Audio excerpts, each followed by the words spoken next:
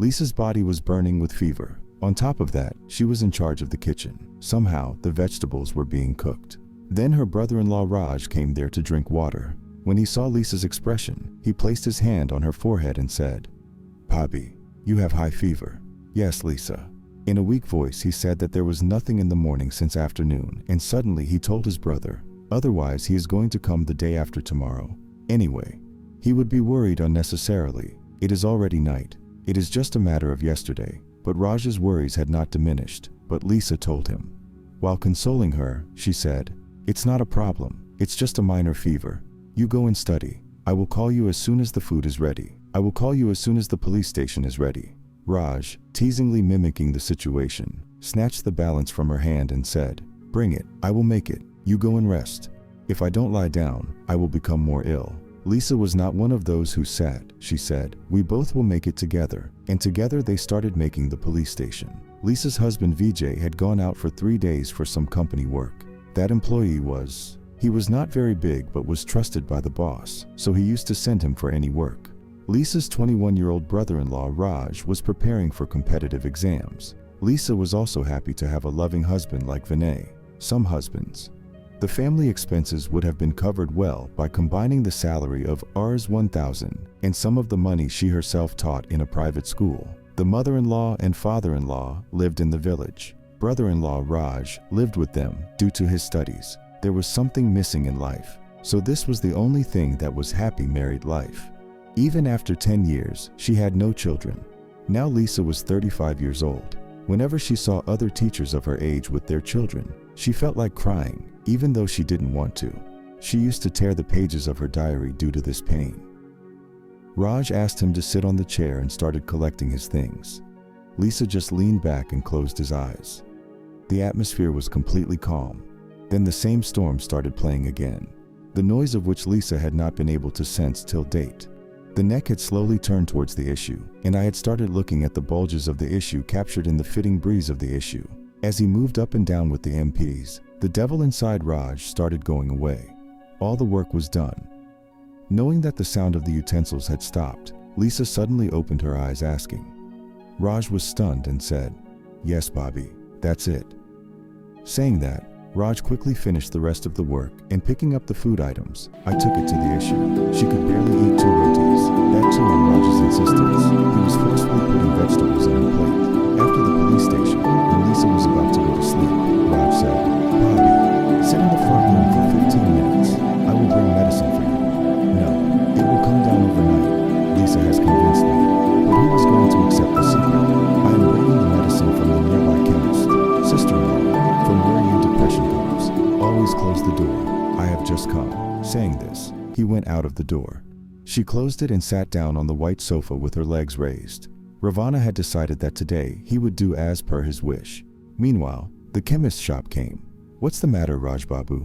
The chemist looked at Raj as if he was lost. Then Raj's attention came back. He came to the shop and wanted medicine. He replied, "Now what sweets are available here?" Teasingly he said. It was his old friend. Raz smiled and said, "Give it quickly. I will give it quickly." Grumbling, the chemist looked at him with surprise. "Which medicine do you want? Tell me." At night, I remembered that he had not really asked for any medicine. He just said that sister-in-law is not well. She has fever. Please give her a sleeping pill, or sleeping pill for fever. Thinking about it, Camus looked at her. He himself was crazy about Lisa's beauty and always used to talk about her in a lively manner. He probed Raj's mind and had a lot of experience in such things. He gave Raj medicine for fever along with sleeping pills. I kept the envelope in my pocket and was about to walk back quickly when the chemist shouted, "Hey brother, listen to the dosage."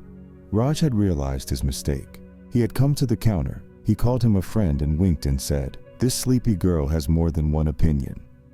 It is a giving type of thing. Hey, what nonsense are you talking?" The fear in Raj's mind spoke to his Jawan. He became like a straw in the thief's beard, and he started leaving. The chemist was saying from behind, "Next time remember us also, friend Raj." Him. Ignoring him, he moved ahead. On returning home, as soon as the doorbell rang, Mugdha opened the door and said, "Please keep sitting her." "Here, sir, sister-in-law. Come inside," Raj said while wiping the sweat from his forehead.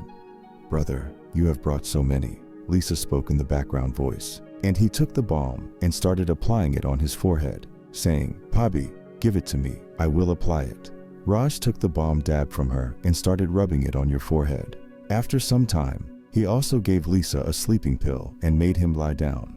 Raj kept pressing his forehead. After some time, he called out to Lisa to confirm. Bobby fell asleep, did not get any response. Rahul even tried to shake her face and looked at her. Not getting any response, he understood that the way was cleared. The blood started running fast in Raj's temples. As soon as the light was left on, the veil of decorum came over Lisa.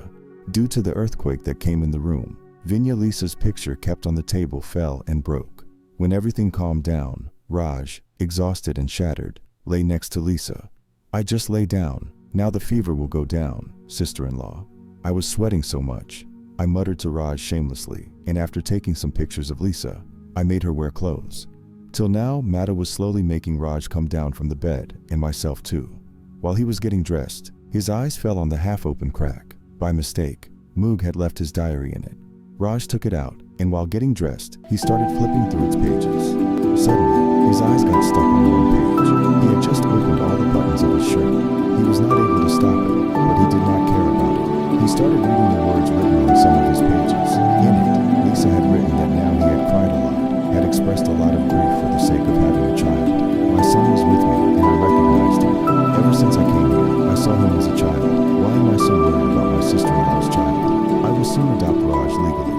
Raj's eyes started getting dark. He sat there holding his head, and he started crying loudly. Then he ran and started crying, holding Lisa's feet and rubbing his forehead against them. "Bobby, please forgive me. What happened to me?" Suddenly Raj's attention went to Lisa's scattered hair. He quickly picked up her hair clip, which had fallen on the ground, and he kept Mugda's head in his lap and started combing her hair. He was doing everything like a machine. After putting the hair clip properly on her hair, Raj got up and left the house. The next morning around 8 o'clock, Lisa's eyes opened, and his head was still open.